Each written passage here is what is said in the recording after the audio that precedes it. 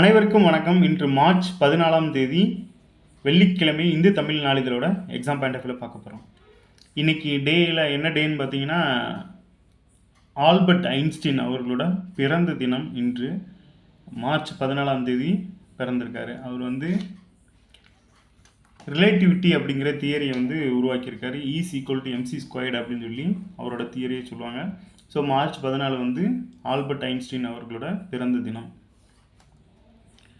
அடுத்ததாக பார்த்தீங்கன்னா, இன்றைக்கி தலைப்பு செய்தியாக ஒரு டாஸ்மார்க்கில் பார்த்தீங்கன்னா 1000 கோடி முறைகேடு கொடுத்துருக்காங்க. இதில் எக்ஸாம் பாயிண்ட் ஆஃப் என்ன இருக்குது அப்படின்னா, இது முதல்ல என்ன இதுக்குள்ளே வருது அப்படின்னு பார்த்தீங்கன்னா, ஊழல் மற்றும் ஊழல் தடுப்பு அப்படிங்கிற ஒரு பொது வாழ்வில் ஊழல் அப்படிங்கிறதும் ஊழல் தடுப்பு முறைகள் அப்படின்னும் சிலபஸில் ஒரு டாபிக் இருக்குது.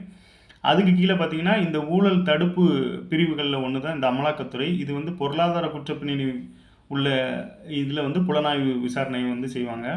இதில் இன்னொரு சட்டம் கொடுத்துருக்காங்க, சட்டவிரோத பண பரிவர்த்தனை அப்படின்னு ஒரு பிரிவு கொடுத்துருக்காங்க. இது என்ன அப்படின்னு பார்த்தீங்கன்னா, அந்த குற்றங்கள் நிரூபிக்கப்பட்டு அப்படின்னா சில சட்டங்கள் மூலமாக அது தண்டனை பெற்றுக் கொடுப்பாங்க. அந்த வகையில் இந்த சட்டவிரோத பண பரிவர்த்தனை கொடுத்துருக்காங்களா. இதை நம்ம ஸ்கூல் புக்கில் எப்படி கொடுத்துருக்காங்கன்னு பாருங்கள். இது 10th பொருளாதாரம் பாடத்தில் பார்த்திங்கன்னா, அரசாங்கமும் வரிகளும் அப்படின்னு ஒரு பாடம் இருக்கும். ஸோ அதில் புக் பேக்கில் கடைசியில் கொடுத்துருப்பாங்க. இதில் 6வது இதை பார்த்தீங்கன்னா, பண மோசடி சட்டம் 2002 மூலம் பண மோசடி சட்டம் 2002 கொடுத்துருக்காங்களா. ஸோ இதை அந்த மாதிரியும் சொல்லலாம். எப்படின்னா, சட்டவிரோத பண பரிவர்த்தனை. இந்த பண மோசடி சட்டத்துக்கு கீழே தான் அந்த வார்த்தையும் வருது. ஸோ இந்த மாதிரி உள்ள டேட்டாவை எப்படி நம்ம கேட்பாங்க அப்படின்னு பார்த்தீங்கன்னா, பொறுத்துகையில் இந்த பக்கம் 4 சட்டங்களை வச்சுருவாங்க, அந்த பக்கம் 4 இயர்ஸை வச்சுருவாங்க. ஸோ இதை மேட்ச் பண்ண சொல்லி நம்ம கேட்பாங்க. இதே மாதிரி போன குரூப் 4 முந்தின குரூப் 4 ரெண்டுலேயுமே சில சட்டங்கள், எடுத்துக்காட்டுக்கு அத்தியாவசிய பொருட்கள் சட்டம், அப்புறம் மக்கள் பிரதிநிதித்துவ சட்டம், இந்த மாதிரி சட்டங்களெல்லாம் இதுக்கு முன்னாடி கேட்டிருக்காங்க. ஸோ இந்த மாதிரி பாக்ஸஸாக இருக்கிறத கொஞ்சம் பார்த்துக்கிறது நல்லது. ஸோ இந்த கேஸை பொறுத்தளவில் இந்த பண மோசடி சட்டங்கிறது இதில் உள்ளே வருது அப்படிங்கிறத தெரிஞ்சுக்கோங்க.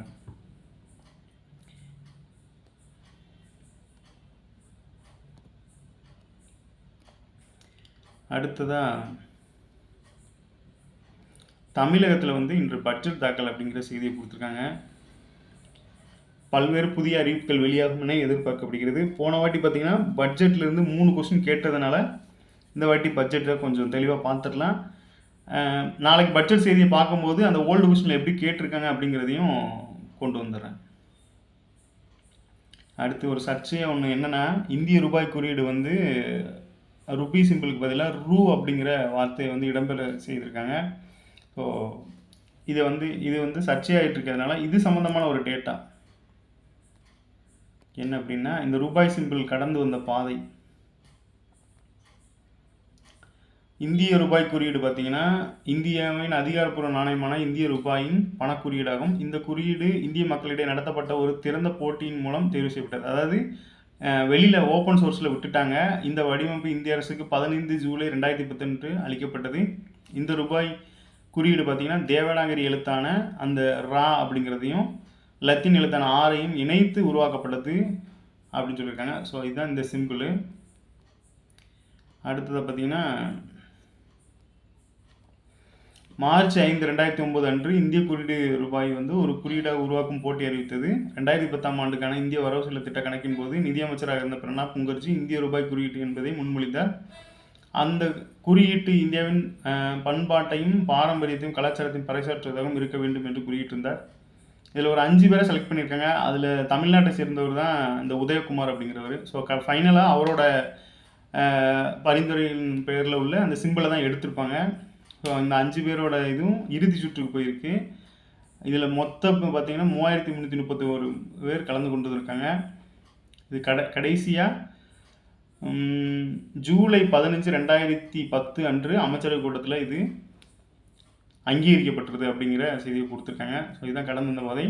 இந்த ரூபி சிம்பிளையை உருவாக்குனது யாருன்னு பார்த்தீங்கன்னா, தமிழகத்தை சேர்ந்த உதயகுமார் அவர்கள் தான். இவர் விழுப்புரம் மாவட்டத்தை சேர்ந்தவர் அப்படிங்கிறது ஸ்கூல் புக்கு டேட்டாலே இருக்குது அப்படிங்கிறத இது மூலமாக தெரிஞ்சுக்கலாம்.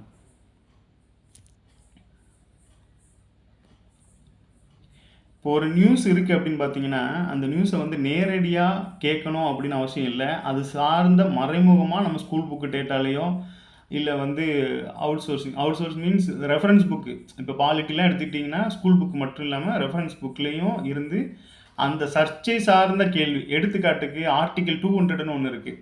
அது வந்து ஆளுநருக்கும் முதலமைச்சருக்கும் இடையில வந்து சில கருத்து முரண்பாடு போயிட்டு இருக்கும்போது அந்த ஆர்டிகிள் 200 வச்சு ஒரு ப்ரிலிமினரி எக்ஸாம்ஸ்லேயும் அந்த கொஸ்டினை கேட்டிருந்தாங்க. அதை அந்த ஆர்டிகிள் 200 வச்சு மெயின்ஸ் எக்ஸாம்ஸ்லையுமே அந்த கொஸ்டின் கேட்டிருக்காங்க. அப்போ அன்றாட வாழ்க்கையில், அதாவது அன்னன்னைக்கு நடக்கிற சம்பவங்கள் மூலமாக இந்த கொஸ்டின் வந்து ரிஃப்ளெக்ட் ஆகுது அப்படிங்கிறதுக்கு எடுத்துக்காட்டு தான் இது மாதிரி விஷயங்கள். ஸோ அது சார்ந்து அப்படியே புக்கில் இருக்கிற டேட்டாவையும் அப்படியே சேர்த்து பார்க்குறது ரொம்பவே நல்லது. அடுத்து பாருங்கள், இந்த விண்வெளி சார்ந்த ஒரு செய்தி என்னென்னா, ஹெட்டிங் விண்வெளியில் இரட்டை விண்கலன்கள் வெற்றிகரமாக விடுவிப்பு, இஸ்ரோ சாதனை அப்படிங்கிற செய்தி.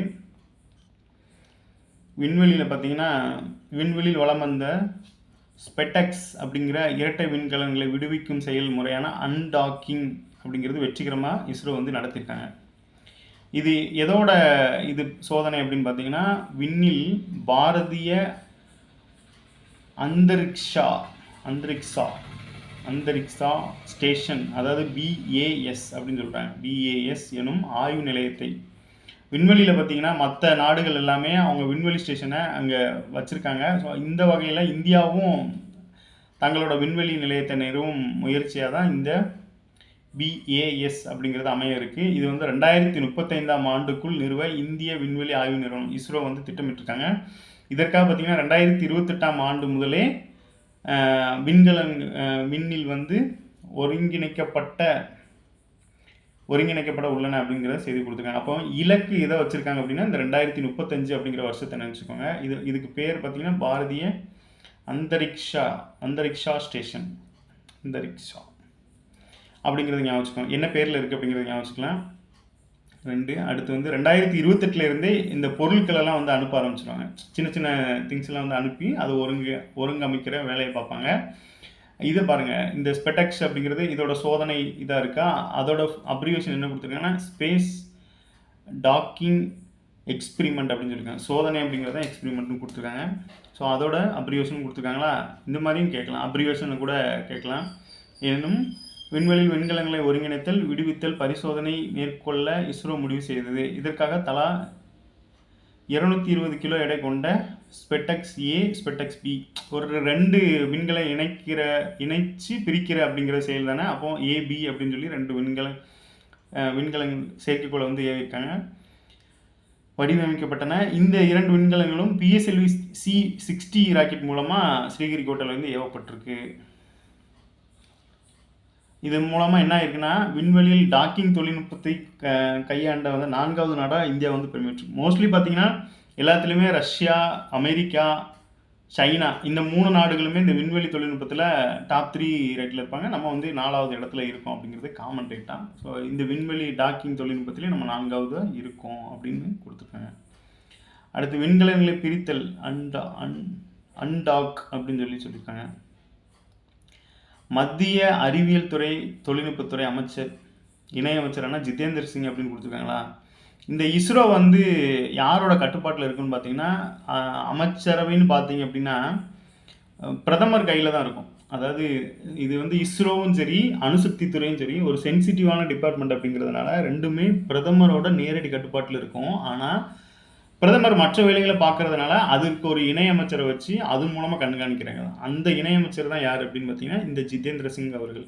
இவர் வந்து பிரதமர் சார்பாக இவர் வந்து அந்த அறிவியல் துறை சார்ந்த தகவல்களை வந்து ப்ரெஸ் ரிலீஸுக்கு கொடுப்பாங்க. ஸோ இந்த நிலைமையில அவங்க வந்து வாழ்த்து தெரிவிச்சிருக்காங்க அப்படிங்கிற செய்தி. ஸோ இது மூலமாக இந்த இஸ்ரோவும் அணுசக்தி துறையும் வந்து நேரடி பிரதமரோட கட்டுப்பாட்டில் இருக்குது அப்படிங்கிறத தெரிஞ்சுக்கோங்க. டேட்டாவாக பார்த்தீங்கன்னா ஒரு 4-5 டேட்டா இருக்குது. ஸோ முடிஞ்சால் நோட் பண்ணிக்கோங்க.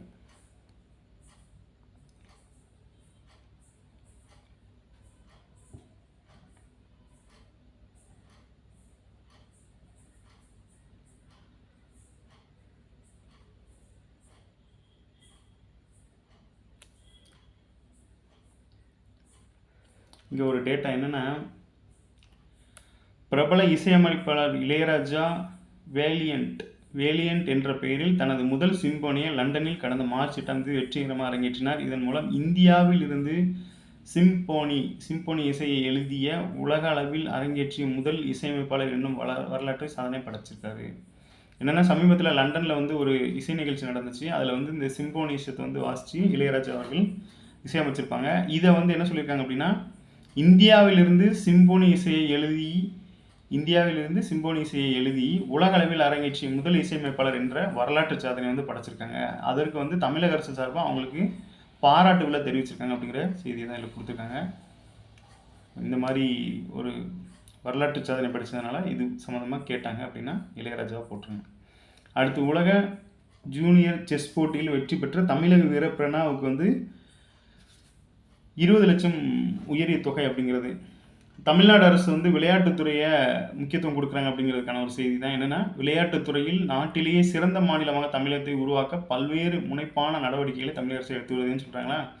ஸோ அப்போ இதுலேருந்து நம்ம என்ன தெரிஞ்சுக்கணும் அப்படின்னா, அரசு வந்து இந்த விளையாட்டுத்துறையும் வந்து உற்று நோக்குறாங்க, அதுக்கு முக்கியத்துவம் கொடுக்குறாங்க அப்படிங்கிறதும் அது சம்மந்தமாக வர்ற ஒரு சில டேட்டாஸ், அதாவது தமிழ்நாட்டிலிருந்து இந்திய லெவலில் பார்ட்டிசிபேட் பண்ணி ஃபேமஸ் ஆகிறாங்க, தமிழ்நாட்டிலேருந்து வேர்ல்டு லெவலில் பார்ட்டிசிபேட் பண்ணி ஃபேமஸ் ஆகிறாங்க, ஸோ வேர்ல்டு லெவலில் ரேங்கிங் வாங்குறாங்க. இந்த மாதிரி டேட்டாஸை கொஞ்சம் பார்த்து வைக்கிறது நல்லது. ஸோ அந்த வகையில் உலக ஜூனியர் செஸ் போட்டியில் பார்த்தீங்கன்னா தமிழக வீரர் பிரணாவ் வெங்கடேஷ் வந்து ஜெயிச்சிருக்காரு அப்படிங்கிறதுக்கு தமிழக அரசு வந்து ஊக்கத்தொகை வழங்கியிருக்காங்க. அடுத்தது இங்கே ஒரு இமேஜ், இது வந்து எங்கே இருக்குன்னா, அந்த தமிழக அரசு சார்பில் சென்னை வள்ளுவர் கோட்டத்தை புதுப்பிக்கும் பணிகள் மும்முரமாக நடைபெற்று இருக்குது. இப்போ இந்த வள்ளுவர் கோட்டம், அப்புறம் வந்து வள்ளுவர் சிலை, இதெல்லாம் வந்து பொறுத்துக்களை கேட்குறாங்க. எப்படி கேட்குறாங்கன்னா, இந்த வள்ளுவர் கோட்டம் எப்போ தொடங்கினாங்க அப்படிங்கிறத ஆப்போசிட்டில் வச்சு பொறுத்துக்க மாதிரி கேட்குறாங்க. வள்ளுவர் சிலை தொடங்கப்பட்டது, வள்ளுவர் கோட்டம் வந்து 1971 சம்திங்கில் திறந்துருப்பாங்க. வள்ளுவர் சிலை வந்து பார்த்திங்கன்னா கன்னியாகுமரியில் 2000 வருஷம் ஜனவரி 1ஆம் தேதி திறந்துருப்பாங்க. ஸோ இந்த மாதிரியும் பொறுத்துக்களை கேட்குறாங்க அப்படிங்கிறதுனால இது மாதிரி வரும்போது ஜஸ்ட் அதை ரீகால் பண்ணிக்கோங்க.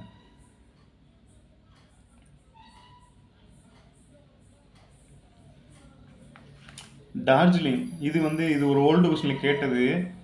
எப்படி கேட்டிருந்தாங்க அப்படின்னா, ஒரு மாநிலத்துலேயும் இது மாதிரி வந்து மலை வாஸ்தலம் அப்படின்னு ஒன்று கொடுத்துட்டு, அதாவது பொறுத்துக்கையோட கெட்டிங்கில் மலைவாஸ்தலங்கள் அப்படின்னு கொடுத்துட்டு இந்த டார்ஜிலிங் ஃபஸ்ட் ஆப்ஷனாக இருக்கும். அதுக்கு ஆப்போசிட்டில் மாநிலங்கள் அப்படின்னு தலைப்பு இருக்கும். அதுக்கு கீழே அந்த மற்ற மாநிலங்களோட பேர். அப்போ 4 மலைவாஸ்தலங்கள் அந்த மாதிரி கொடுத்துட்டு கீழே இதெல்லாம் இருக்கும். அப்போ அந்த மாதிரி தமிழ்நாட்டில் என்னெல்லாம் இருக்குது அப்படிங்கிறதையும் தெரிஞ்சுக்கலாம். ஸோ இந்த வகையில் இது மேற்கு வங்காள மாநிலத்தில் உள்ள டார்ஜிலிங் அப்படிங்கிறத கொடுத்துருக்காங்க. இது வந்து பிரிட்டிஷ் காலத்தில் உருவாக்கினது கூட இருக்கலாம் அப்படிங்கிறது தான். ஸோ டார்ஜிலிங் என்பது மேற்கு வங்காளத்தில் உள்ள அழகான மலைவாஸ்தலம். இது போக மற்ற மாநிலங்களில் முக்கியமான மலைவாஸ்தலங்களையும் பார்த்து வச்சுக்கோங்க. இது ஓல்டு கொஸ்டினில் கேட்ட ஏரியா அப்படிங்கிறதுனால தெரிஞ்சுக்கோங்க.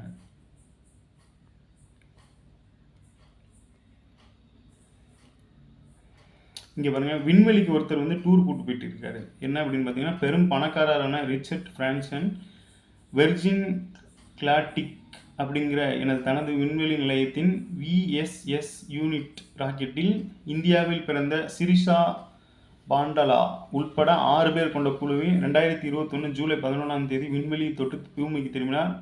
வெர்ஜின் காலாட்டிக் அப்படிங்கிற நிறுவனம் மூலம் விண்வெளிக்கு செல்ல இதுபோல் 600க்கும் மேற்பட்ட கோடீஸ்வர பிரபலங்கள் வந்து முன்பதிவு செஞ்சுருக்காங்க. ஸோ விண்வெளிக்கு போகிறது வந்து டூருக்கு மாதிரி கூட்டு போயிட்டு வந்துட்டுருக்காரு அப்படிங்கிற செய்தியை கொடுத்துருக்காங்க.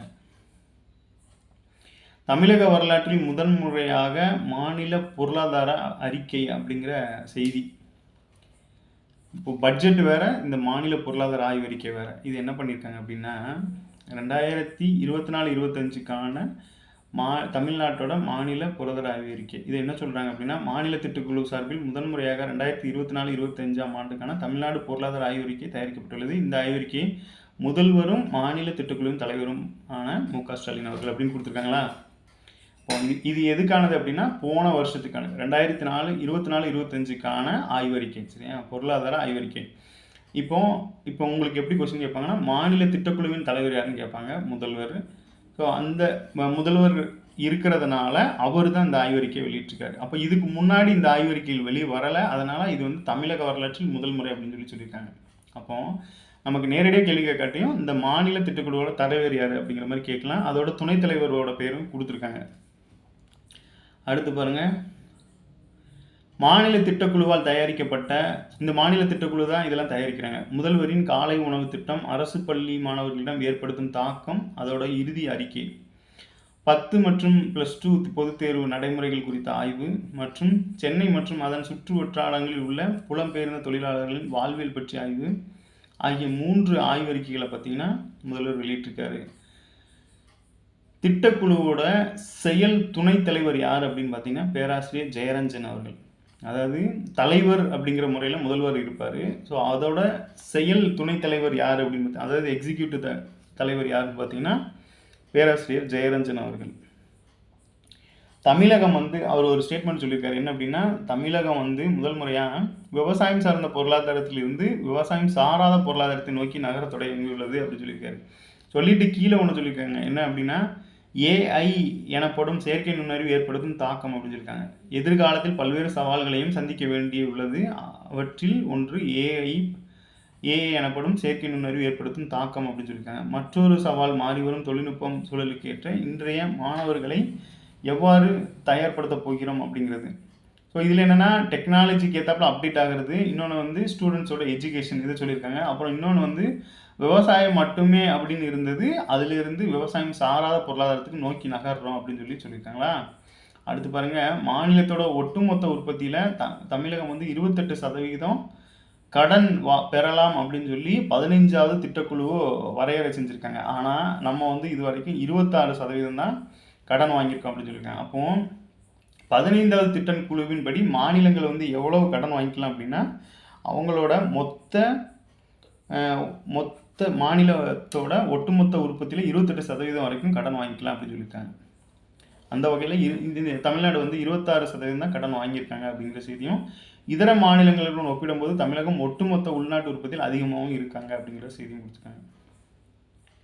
ஜிடிபி, அப்புறம் மாநிலத்தின் வளர்ச்சியில் 12% என்ற நிலையில் மாநிலத்தின் வளர்ச்சியில் 12% இருந்தால் 2030ஆம் ஆண்டுக்குள் $1 ட்ரில்லியன் பொருளாதாரம் என்ற இலக்கை அடைய முடியும் அப்படின்னு சொல்லியிருக்காங்க.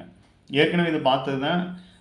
தமிழ்நாடு அரசு எதை இலக்காக கொண்டு செயல்பட்டு இருக்காங்க அப்படின்னா 2030ஆம் ஆண்டு $1 ட்ரில்லியன் அப்படிங்கிறது. இது எந்த ரேஷியோவில் இருக்கணும் அப்படின்னா, மாநிலத்தோட வளர்ச்சி 12% என்ற நிலையில் இருந்தால். போன வாட்டி கேட்ட கொஸ்டின் பார்த்தீங்கன்னா 3மே நியூமரிக்கல் டேட்டா தான். அப்போ இந்த நியூமரிக்கல் சார்ந்த டேட்டாவை கொஞ்சம் நல்லாவே படிச்சுக்கோங்க. இதை எப்படி கொஸ்டினை ஃப்ரேம் பண்ணலாம் அப்படின்னா, எல்லாருக்குமே தெரியும் 2030 $1 ட்ரில்லியன். அப்போ இந்த $1 ட்ரில்லியன் அடையிறதுக்கு எவ்வளோ சதவீதம் மாநிலத்தோட வளர்ச்சி இருக்கணும் அப்படின்னா 12% அப்படிங்கிறது. இது ஒரு முக்கியமான டேட்டா, கொஞ்சம் பார்த்துக்கோங்க. அது மாதிரி 15வது திட்டக்குழுவின் படி ஒரு மாநிலம் எவ்வளோ கடன் பெறலாம் அப்படின்னா 28% வரைக்கும் கடன் பெறலாம் அப்படிங்கிற செய்தியும் கொடுத்துருக்காங்க. அடுத்ததாக இந்த பக்கம் பார்த்தீங்கன்னா, இதெல்லாம் அதிகாரப்பூர்வ தகவல். நீங்கள் இது கவர்மெண்ட்டே வெளியிடுறதுனால கொஞ்சம் இது உறுதியான டேட்டாவாக தான் இருக்கும் அப்படிங்கிறது நோட் பண்ணிக்கோங்க. அடுத்து தமிழகத்தின் பங்களிப்பு பார்த்தீங்கன்னா, இப்போ மொத்த உள்நாட்டு உற்பத்தி அதாவது ஜிடிபியில் பார்த்தீங்கன்னா, இந்தியாவில் தமிழ்நாட்டோட பங்களிப்பு 9.2% ஆகும். இந்திய பொருளாதார வளர்ச்சி 6.48% உள்ள நிலையில் தமிழகத்தோட பொருளாதார வளர்ச்சி 8% இருக்கான். பாருங்கள், இந்தியாவோட பொருளாதார வளர்ச்சி 6.48% இருக்கும் நிலையில் தமிழகத்தின் பொருளாதார வளர்ச்சி 8%. தமிழகத்தின் தனிநபர் வருமான வளர்ச்சி தேசிய சராசரியோட அதிகமாகவும், தனிநபர் வருமானத்தில் தமிழகம் 4ஆம் இடத்துல இருக்காங்க. ஸோ இதில் ஒரு 4 டேட்டா இருக்குது. ஒன்று, மொத்த உள்நாட்டு உற்பத்தியில் இந்தியாவில் தமிழகத்தோட பங்கு எவ்வளோன்னு பார்த்தீங்கன்னா 9.2, அது ஒரு டேட்டா. அடுத்து இந்தியாவோட பொருளாதார வளர்ச்சி எவ்வளோன்னு பார்த்தீங்கன்னா 6.48 அப்படிங்கிறது. அதில் தமிழகத்தோட பொருளாதார வளர்ச்சிங்கிறது 8% அப்படிங்கிறது. தனிநபர் வருமான வளர்ச்சியில் பார்த்தீங்கன்னா தேசிய சராசரியோட நம்ம அதிகமாக இருக்கோம். தனிநபர் வருமானத்தில் தமிழ்நாடு எத்தனாவது இடத்துல இருக்குது அப்படின்னா 4ஆவது இடத்துல இருக்குது. அதுலேயும் ஸ்பெசிஃபிக்காக என்ன சொல்கிறாங்கன்னா, மற்ற மாநிலங்கள் மாதிரி ஒரு தலைநகரை மட்டும் வச்சு நம்ம குரோத் ஆகாமல் பரவலாக மாநிலத்தில் உள்ள அனைத்து தமிழகத்தில் மாநிலம் முழுவதும் பரவலான வளர்ச்சி. அதாவது இவங்க எப்படி சொல்கிறாங்க அப்படின்னா, மாநிலத்தில் ஒரு டிஸ்ட்ரிக்ட் மட்டும் வளர்ந்துச்சு அப்படின்னா அது பேர் வளர்ச்சி கிடையாது, அது வீக்கம்.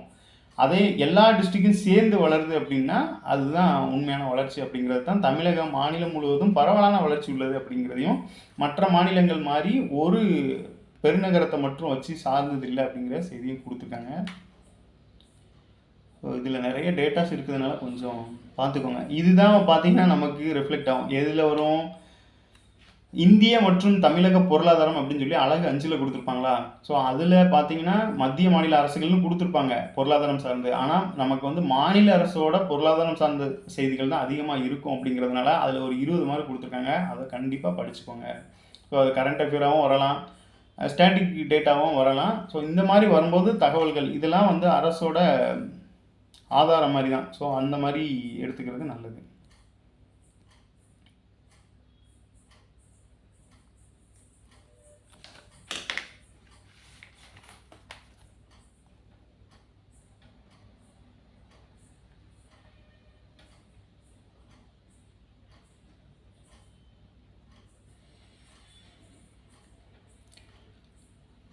ஆந்திர அரசு பார்த்தீங்கன்னா மைக்ரோசாஃப்ட்டோட சேர்ந்து 2 லட்சம் பேருக்கு ஏஐ பயிற்சி, அதாவது அந்த ஏஐ வந்து ஃபியூச்சர் அப்படிங்கிறதுனால அந்த அரசு வந்து ஒரு 2 லட்சம் பேருக்கு மைக்ரோசாஃப்ட்டோட சேர்ந்து ஏஐ பயிற்சி கொடுக்காங்க. ஸோ டெக்னாலஜியை வந்து இது பண்ணிட்டு வராங்க அப்படின்னு சொல்லி தெரிஞ்சுக்கலாம்.